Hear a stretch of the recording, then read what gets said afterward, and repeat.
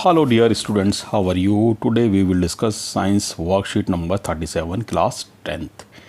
Carbon and its compounds. Carbon, the element of life. Carbon is a versatile element that forms the basis of all living organism and many of the things we use such as food, clothes, medicines, books, etc. The earth crust has only 0.02% carbon in the form of minerals like coal, petroleum, carbonates and hydrogen carbonates. The atmosphere has 0.03% of carbon dioxide. Carbon is a non-metal. Its symbol is C. Atomic number is 6. Electronic configuration 2,4. Carbon is tetravalent. Okay तो carbon जो है वो हर चीज़ में पाया जाता है normally हमारी body के पार्ट्स में एंड ट्रीज में, कागज़ में, लकड़ी में, हर जगह। तो इसको हम देख लेते हैं कार्बन के स्ट्रक्चर को। 6 प्रोटॉन है, 6 इलेक्ट्रॉन और 6 न्यूट्रॉन है। तो इसकी वैलेंसी कितनी होगी? 4, क्योंकि आउटर मोस्ट में 4 इलेक्ट्रॉन्स हैं। How does carbon attain noble gas configuration? पहले मैं आपको बता देता हूँ कि नोबल गैस कन्फिग्रेशन क्या होता है। कोई भी एलिमेंट स्टेबल होने के लिए चाहता है कि उसके आउटर मोस्ट ऑर्बिट में ऑक्टेट कंप्लीट हो जाए, यानी 8 इलेक्ट्रॉन्स आ जाएं या 2 आ जाएं इन केस ऑफ हाइड्रोजन। ठीक है, तो नोबल गैस का मतलब वो किसी से क्रिया ना करे, स्थिर हो जाएगा, स्टेबल हो जाएगा तो किसी से क्रिया नहीं करेगा, रिएक्शन नहीं करेगा। तो हर एलिमेंट चाहता है कि वो स्टेबल हो जाए, इसके लिए वो बॉन्डिंग करता है, शेयर करता है या फिर एक दूसरे को इलेक्ट्रॉन्स देता और लेता है। तो how does carbon attain noble gas configuration, ये हम डिस्कस कर लेते हैं here. It does not form ionic bond by either losing 4 electrons और by gaining 4 electrons. It would require large amount of energy to remove 4 electrons and it is difficult for the nucleus of carbon with 6 proton to hold on 4 extra electrons. इसका मतलब ये है कि अगर वो 4 electrons ले लेगा किसी से तो अब प्रोटॉन्स तो 6 ही हैं, ठीक है, और इलेक्ट्रॉन्स हो जाएंगे 10, तो बड़ा मुश्किल हो जाएगा, ये वैसे अनस्टेबल हो जाएगा। और अगर किसी को दे देता है 4 तो बहुत ज़्यादा एनर्जी की ज़रूरत होगी और फिर 6 प्रोटॉन और 2 इलेक्ट्रॉन्स रह जाएंगे, तो ये अनस्टेबल हो जाएगा, बहुत ज़्यादा चार्ज हो जाएगा और बड़ा मुश्किल है ये। So carbon overcomes this problem by sharing its valence electron with other atoms of carbon और with atoms of other element. तो ये जो अपने आउटर मोस्ट 4 इलेक्ट्रॉन्स होते हैं वो शेयर कर लेता है किसी के साथ। शेयरिंग से ये होता है, इसके पास ही रहते हैं 4, दूसरा कोई 4 शेयर कर लेता है या 4 हाइड्रोजन के साथ शेयर कर लेता है, तो इसके 8 पूरे हो जाते हैं, हाइड्रोजन के 2 पूरे हो जाते हैं। मैं डिस्कस कर लेता हूँ आगे कैसे होता है ये सब। The atoms of other elements like hydrogen, oxygen, nitrogen, sulphur and chlorine also form bonds by sharing of electrons. तो देखो हाइड्रोजन कैसे शेयरिंग करता है। हाइड्रोजन का 1 इलेक्ट्रॉन होता है, उसको 2 चाहिए नोबल गैस कन्फिग्रेशन प्राप्त करने के लिए, यानी स्टेबल होने के लिए, तो वो शेयर कर लेते हैं। इस तरह से आप देख सकते हैं XX इलेक्ट्रॉन को दिखा रखा है XX से, तो शेयरिंग कर लेते हैं। एक सिंगल बॉन्ड दिखा रखा है, इसका मतलब क्या है कि एक शेयरिंग है, एक इलेक्ट्रॉन शेयर कर रखा है इन्होंने।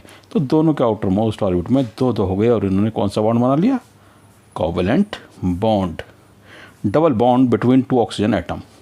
ऑक्सीजन के आउटर मोस्ट में होते हैं 6 इलेक्ट्रॉन, तो 2 शेयर कर लिए तो दोनों एटम्स में 8 इलेक्ट्रॉन्स हो गए, ये भी स्टेबल हो गया, O2 बन गया। इस तरह से triple bond between 2 nitrogen atoms. अच्छा, तो नाइट्रोजन के आउटर मोस्ट में 5 होते हैं, तो 3 की शेयरिंग कर ली इन्होंने, ट्रिपल बॉन्ड बना लिया, तो कितने हो गए? 8 हो गए दोनों में। अच्छा, एक चीज़, अगर एक इलेक्ट्रॉन शेयर करेंगे तो सिंगल बॉन्ड बनेगा, 2 इलेक्ट्रॉन शेयर करेंगे तो डबल बॉन्ड बनेगा, और 3 करेंगे तो ट्रिपल बॉन्ड बनेगा। Now you can see here carbon has 4 electrons and share with 4 hydrogen atoms and make methane this way you can see here. अब हम देख लेते हैं The bond formed by sharing of electrons between same or different atom is called covalent bond. यानी जो sharing से जो bond बनता है इलेक्ट्रॉन की शेयरिंग से उसको कोवलेंट बॉन्ड कहते हैं. कोवलेंट बॉन्ड मॉलिक्यूल्स की क्या प्रॉपर्टी होती है देख लेते हैं. But covalently bonded molecules are seen to have strong bonds. यानी मॉलिक्यूल्स के अंदर तो स्ट्रॉन्ग बॉन्ड्स होते हैं with in the molecule, but intermolecular forces are small. यानी दूसरे मॉलिक्यूल से जो अटैच होते हैं उसमें कम फोर्सेस होती है. As a result it has low melting and low boiling point होता है. The electrons are shared and no charge particles are formed. जब इलेक्ट्रॉन शेयर हो गए, किसी को देना और लेना नहीं है इलेक्ट्रॉन, तो चार्ज पार्टिकल नहीं बनेंगे. इसी वजह से covalent compounds are poor conductor of electricity. Let's practice some questions. Why carbon is tetravalent? Carbon has 4 electrons in its outermost shell. That is why carbon is tetravalent. Carbon forms covalent compound. Justify the statement. The carbon does not form ionic bond by either losing 4 electrons or by gaining 4 electrons. It would require large amount of energy to remove 4 electrons, and it is difficult for the nucleus of carbon with 6 protons to hold on 4 extra electrons. Carbon overcomes this problem by sharing its valence electrons with other atoms of carbon or with atoms of other element. So we can say carbon forms covalent bond. Write any 3 physical properties of covalent compounds. Covalent compounds generally have low boiling and melting points and are found in all 3 physical states at room temperature, means solid, liquid and gas. Covalent compounds do not conduct electricity.